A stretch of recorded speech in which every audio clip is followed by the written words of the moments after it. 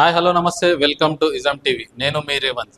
Ism TV గత కొన్ని వారాలుగా ఆంధ్రప్రదేశ్ ఎన్నికల్లో పార్టీలు అభ్యర్థులు గెలుపోవటంలో అంచనా వేసే ప్రయత్నంగా ఒక ఆంధ్రప్రదేశ్ ప్రజా అభిప్రాయం స్వీకరించడం జరిగింది. అలాగే మన ఇజం టీవీ ఎక్స్క్లూజివ్గా నిర్వహించినటువంటి సర్వేలు ఎగ్జిట్ పోల్ల ఆధారంగా ఆంధ్రప్రదేశ్ ఎలక్షన్స్లో ఏ పార్టీ గెలవబోతున్న ఫలితాలు ఎలా ఉండబోతున్నాయి అనే విషయాన్ని ఈరోజు మనం మన ఇజం టీవీ ద్వారా తెలుసుకునే ప్రయత్నం చేద్దాం. అందుకు ఆ విషయాలను వివరించడానికి చర్చించడానికి ఈరోజు మనతోటి మన ఇజం టీవీ చీఫ్ ఎడిటర్ అయినటువంటి నవీన్ రెడ్డి గారు ఉన్నారు.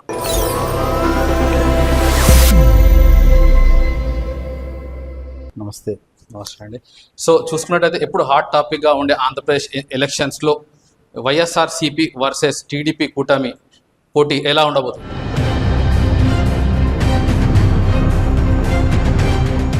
ప్రధానంగా మొన్న జరిగిన అసెంబ్లీ ఎన్నికలు చూస్తే ఈ గతంలో జరిగిన అసెంబ్లీ ఎన్నికలకి ఈ ఎన్నికలకి ఓటింగ్ పర్సెంట్ ఫస్ట్ చూసుకుంటే నియర్లీ ఒక 2% పెరిగింది. అంతకంటే ముందు కూడా 2014 ఎలక్షన్స్లో కూడా ఒక 2% పెరిగింది. ఈ ప్రతిసారి పెరిగిన ఓటింగ్ పర్సెంట్ అయితే అధికార మార్పిడికి అయితే సూచించింది. ఇక్కడ ప్రధానంగా ఇప్పుడు చూస్తే మొన్న వచ్చిన ఈ నేషనల్ మీడియా సంస్థలు, ఎగ్జిట్ పోల్ సంస్థలు, ఎగ్జిట్ పోల్ సంస్థలు అన్నీ కూడా ఆ ఫలితాలు ఎలా ఉన్నాయంటే దేశవ్యాప్తంగా జరిగిన లోక్సభలో మాత్రం మెజారిటీగా ఎన్డీఏ కూటమికి 350 to 370 వచ్చే అవకాశం ఉన్నట్టుగా సూచించినాయి. కానీ ఆంధ్రప్రదేశ్ ఎన్నికల విషయంలోకి వచ్చే వరకు ఇవే ఎగ్జిట్ పోల్స్ ఏం చెప్పాయంటే ఎన్డీఏ కూటమికి మెజారిటీగా గెలుస్తుంది, ఎన్డీఏ కూటమికి అత్యధిక సీట్లు వస్తున్నాయని ప్రకటించింది. కానీ కొంచెం విభిన్నంగా ఏంటంటే ఎంపీ సీట్లు మెజారిటీగా కూటమికి వచ్చే విధంగా సూచించాయి. శాసనసభ ఎన్నికలకు వచ్చే వరకల్లా మాత్రం కొన్ని విభిన్నంగా ఏంటంటే వైఎస్ఆర్సీపీ కూటమికి వచ్చే అవకాశం ఉంది, అధికారంలోకి వచ్చే అవకాశం ఉన్నట్టు సూచించాయి. ఇక స్థానికంగా కొన్ని ఎగ్జిట్ పోల్ సంస్థలు కూడా ఎట్లా ఉన్నాయంటే కొన్ని తెలుగుదేశం కూటమికి, కొన్ని వైఎస్ఆర్సీపీ కూటమికి ఇచ్చాయి. అంటే మెజారిటీగా ఏ ఎగ్జిట్ పోల్ సంస్థలు కూడా ఒక కూటమి కానీ లేకపోతే ఇక్కడ వైఎస్ఆర్సీపీ పార్టీ కానీ అధికారంలోకి వస్తుందని అయితే చెప్పడం అయితే జరగలేదు.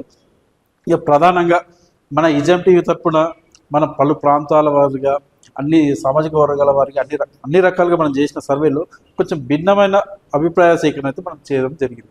అది ఎలా అంటే పోటీ మాత్రం ఏకపక్షంగా అయితే ఇక్కడ కనిపించలేదు. మనకి పోటీ చాలా తీవ్రంగా హోరాహోరీగా ఉండే అవకాశం అయితే మనకు కనిపించింది.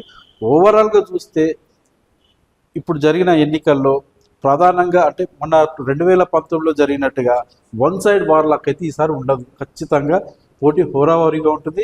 ఏ పార్టీ గెలిచినా కానీ 90 నుంచి 110 మధ్యల సీట్లతో అధికారంలోకి వచ్చే అవకాశం అయితే ఉంది.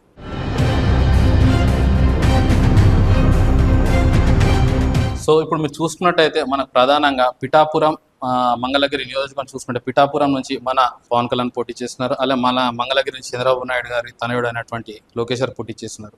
సో వీళ్ళు గెలిచే అవకాశం ఎలా ఉందంటే గతంలో చూసుకున్నట్లయితే వాళ్ళ నియోజకవర్గాల నుంచి ఓడిపోవడం జరిగింది. సో ఈసారి గెలుపు అవకాశం ఎలా ఉండబోతుంది?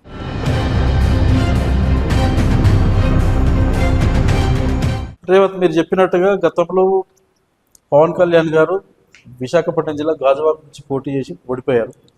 అప్పుడు కూటమి కాకుండా సపరేట్గా అంటే అన్ని పార్టీలు త్రిముఖ పోటీ ప్రదర్శించాయి. ఇప్పుడు అంటే కూటమిగా వెళ్ళాయి. సో అప్పుడు గాజువాకలో పవన్ కళ్యాణ్ గారు ఓడిపోయారు, అలాగే మంగళగిరిలో లోకేష్ గారు కూడా ఓడిపోయారు. అప్పుడు ఏంటంటే Telugu Desam party, Janasena party, BJP party ముగ్గురు సపరేట్గా పోటీ చేయడం వల్ల ఓట్లు భారీగా చీలడం వల్ల ఓడిపోయారు. కానీ ఈసారి పిఠాపురం ప్రజలు ఖచ్చితంగా జనసేన పార్టీ అధ్యక్షుడు పవన్ కళ్యాణ్ గారిని అసెంబ్లీకి పంపించాలని కొత్త నిశ్చయంతో ఉన్నారు. అక్కడ ఖచ్చితంగా అక్కడ వారిని అసెంబ్లీకి పంపించే ఆలోచన అయితే చేసుకున్నారు.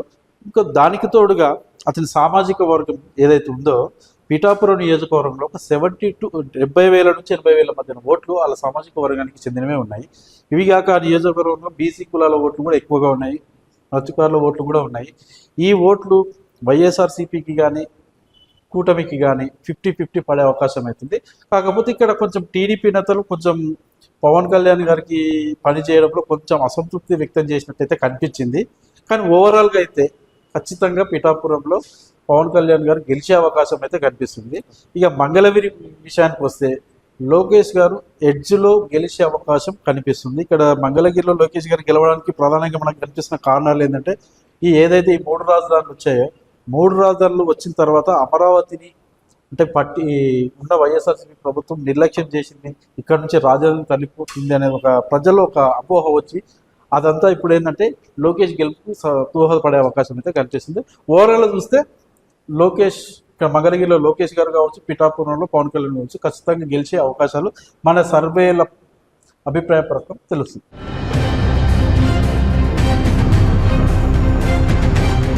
సో నవీన్ రెడ్డి గారు, మన ఇజం టీవీ ద్వారా చేసినటువంటి సర్వేల ఆధారంగా ఆంధ్రప్రదేశ్లో ఏ ప్రాంతాల్లో ఏ పార్టీలు గెలిచే అవకాశం మీకు అనిపిస్తుంది మీరు చేసిన సర్వేల ఆధారంగా?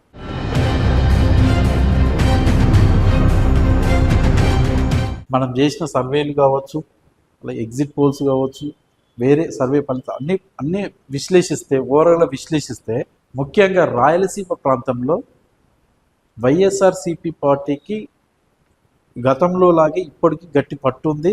గణనీయంగా ఇక్కడ సీటు గెలిచే అవకాశమే కనిపిస్తుంది. ముఖ్యంగా కర్నూలు, కడప జిల్లాలో పూర్తి ఆధిపత్యం వైఎస్ఆర్సీపీ పార్టీదే కనిపిస్తుంది.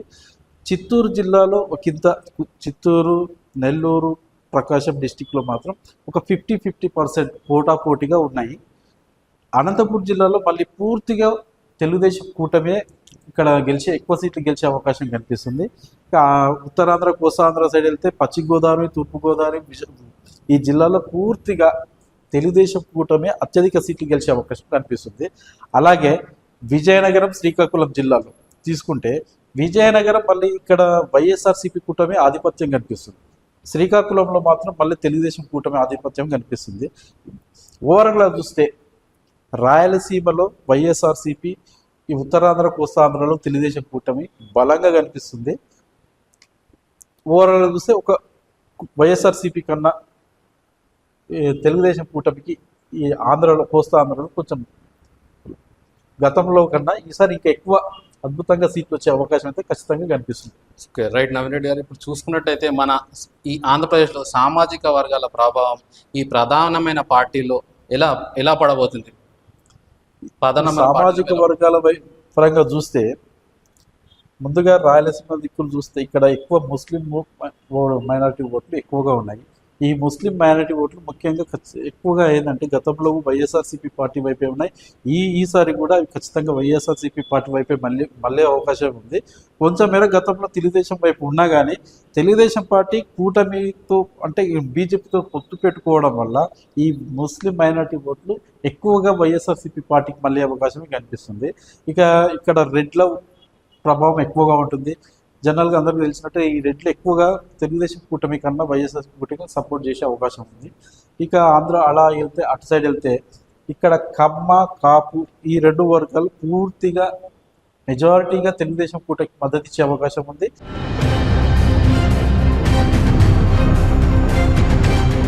బీసీ సామాజిక వర్గం ఓట్లు ఏదైతే ఉందో ఇది మొదటి నుంచి తెలుగుదేశం పార్టీకి సంప్రదాయంగా ఉండే ఓటు బ్యాంకే.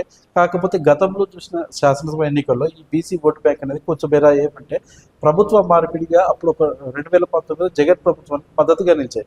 కానీ ఈసారి తిరిగి ఆ బీసీ సామాజిక వర్గం ఓట్లు పూర్తిగా అంటే మెజారిటీగా తెలుగుదేశం పార్టీ, తెలుగుదేశం కూటమికి మొగ్గు చూపే అవకాశం ఎక్కువగా కనిపిస్తుంది.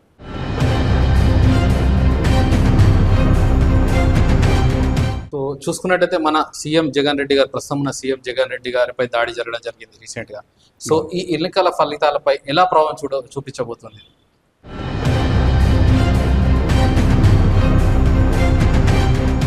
గతంలో ఏదైతే 2019 అసెంబ్లీ ఎన్నికల్లో అప్పటి ప్రతిపక్ష నేతగా ఉన్న జగన్ ప్రచార సమయంలో ఆయన మీద జరిగిన దాడి ఏదైతే ఉందో అప్పట్లో ప్రజలు ఖచ్చితంగా మార్పు కోరుకున్నారు. ఆ మార్పులో భాగంగా ఏదైతే ప్రచార సమయంలో ఉన్న జగన్ మీద దాడి జరిగిందో ఆ దాడిని అప్పుడు ప్రజలు చాలా సీరియస్గా తీసుకున్నారు.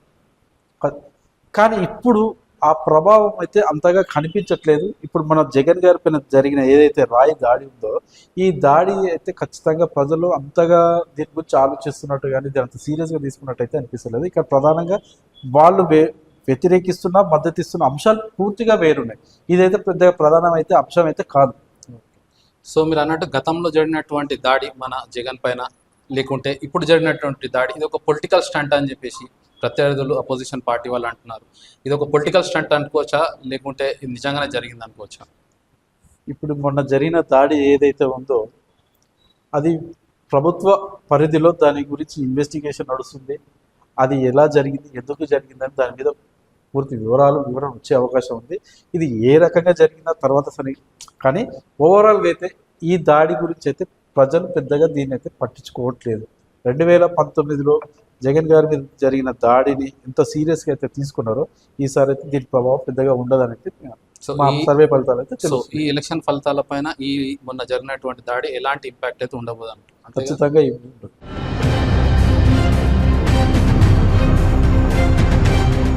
వైఎస్ఆర్ అనేది ఆంధ్రప్రదేశ్లో ఒక బ్రాండ్. సో వైఎస్ఆర్ పార్టీ నుంచి చూసుకున్నట్లయితే రీసెంట్గా మన షర్మిల గారు కాంగ్రెస్ తరఫున పోటీ చేస్తున్నారు ఎంపీగా మన కడప నియోజకవర్గం నుంచి. సేమ్ అదే నియోజకవర్గం నుంచి మన అవినాష్ రెడ్డి గారు వైఎస్ఆర్ సిపి ద్వారా పోటీ చేస్తున్నారు. సో వైఎస్ఆర్ సిపి ద్వారా పోటీ చేస్తున్నటువంటి అవినాష్ రెడ్డి మన షర్మిల రెడ్డి గారిపై గెలిచే అవకాశం ఉన్నదంటారా, లేకపోతే కాంగ్రెస్ అభ్యర్థిగా నిలబడినటువంటి వైఎస్ఆర్ షర్మిల గారు గెలిచే అవకాశం ఉన్నదంటారా?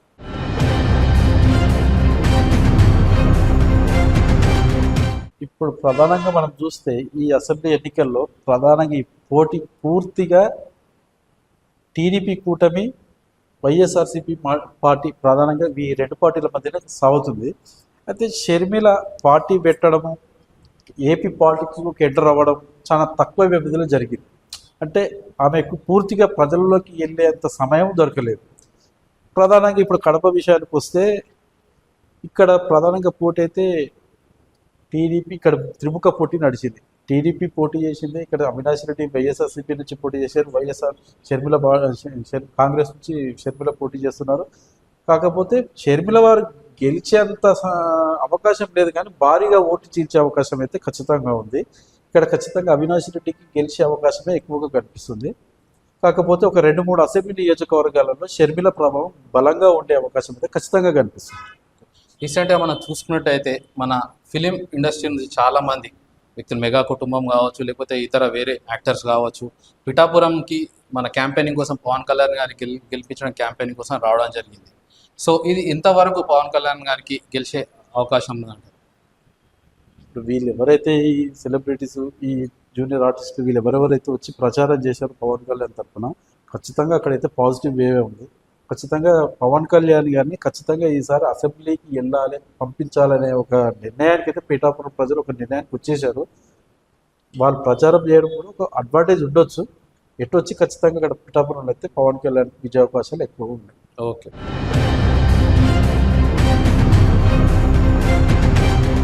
సో మన వైఎస్ఆర్ సిపిలో ఉన్నటువంటి సీటింగ్ మంత్రుల పరిస్థితి ఈ ఎలక్షన్ ఫలితాల తర్వాత ఎలా ఉండబోతుంది?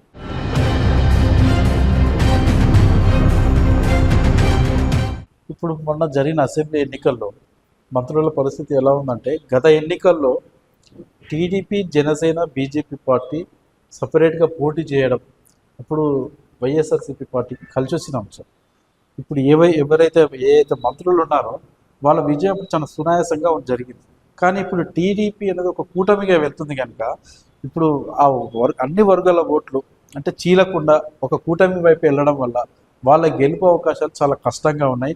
గెలవచ్చు, గెలకపోవచ్చు, చాలా కష్టం. ఇంకా ముఖ్యంగా చూస్తే నగరిలో రోజా గారి పరిస్థితి కావచ్చు, అంబటి రాంబాబు గారి పరిస్థితి కావచ్చు, గుడివాడలో కొడాలి నాని గారి పరిస్థితి కావచ్చు, తమ్మినేని సీతారాం గారి పరిస్థితి కావచ్చు, వీళ్ళైతే చాలా ఖచ్చితంగా గట్టి పోటీ ఎదుర్కొంటున్నారు. వాళ్ళ గెలుపు అవకాశాలు కూడా కొంచెం అటు ఇటుగానే ఉన్నాయి. మొత్తంగా చూస్తే కొంతమంది మంత్రులు మాత్రం ఖచ్చితంగా పరాజయం అయ్యే అవకాశం కనిపిస్తున్నట్టు తెలుస్తుంది. ఓకే అండి.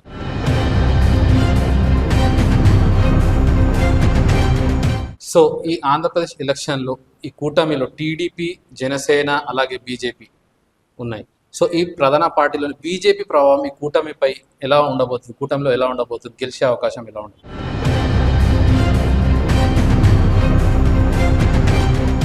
ఖచ్చితంగా రేవంత్, ఈ కూటమి మీద బీజేపీ ప్రభావం ఖచ్చితంగా ఉంది. ఇక్కడ ఏదైతే కూటమిలో బీజేపీ అంటే కేంద్రంలో మోడీ ప్రధానమంత్రి అవ్వాలనే ఒక కోరిక అయితే ఇక్కడ ప్రజల్లో బలంగా కనిపిస్తుంది. ఇది తెలుగుదేశంకి ఎంపీ స్థానాలలో గెలవడానికి దోహదపడుతుంది. కానీ అసెంబ్లీ స్థానాలు గెలవడానికి మాత్రం వాళ్ళు ఈ తెలుగుదేశం కార్యకర్తలు కావచ్చు, ఇక్కడ బీజేపీ కార్యకర్తలు కావచ్చు, వీళ్ళ ఒకరికొకరు పరస్పర సహకారం ఎలా ఉందనేది గ్రౌండ్ లెవెల్లో కొంచెం అసంతృప్తిగానే కనిపించింది, ఏ వరకు వాళ్ళు పనిచేశారు అనేది. ఎందుకంటే గతంలో రెండు పార్టీలు అలయన్స్గా ఉండి విడిపోవడం, మళ్ళీ మన కూటమిగా కలవడం, ఇటు బీజేపీ కార్యకర్తలకు కానీ అటు తెలుగుదేశం కార్యకర్తలు కానీ కలిసి పనిచేయడం అయితే ఇష్టం లేదు. కానీ వారి నాయకత్వం తీసుకున్న నిర్ణయాలకు వాళ్ళు కలిసి పనిచేశారు. కానీ అది ఏ మేరకు ఫలితాలు ఇస్తుంది, వాళ్ళు ఏ పార్టీ ఎంతవరకు లాభం చెందుతున్నది అంటే ఆలోచిస్తే శాసనసభ ఎన్నికల పరంగా చూస్తే తెలుగుదేశం కూటమికి అంతగా బలం చేకూరుతుంది అయితే అనుకోవట్లేదు. కానీ లోక్సభ అంటే ఎంపీ ఎన్నికలకు మాత్రం ఖచ్చితంగా కూటమికి అయితే అడ్వాంటేజ్గానే తీసుకోవచ్చు మోడీ ప్రభావం.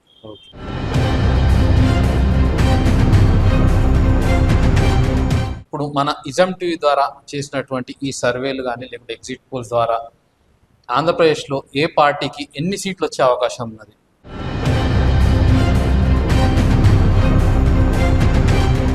ఇప్పుడు మనం పలు ఎగ్జిట్ పోల్ సంస్థలు ఇచ్చిన సర్వే ఫలితాలు కావచ్చు, మన ఇజం టీవీ తరఫున చేసిన ప్రాంతాల వారికి చేసిన సర్వే ఫలితాలు కావచ్చు, వాళ్ళ అభిప్రాయ సేకరణ కావచ్చు, ఓవరాల్గా ఇవన్నీ పరిశీలిస్తే ఆంధ్రప్రదేశ్లో తెలుగుదేశం కూటమి 98 నుంచి 105 సీట్లు సాధించే అవకాశం ఉంది.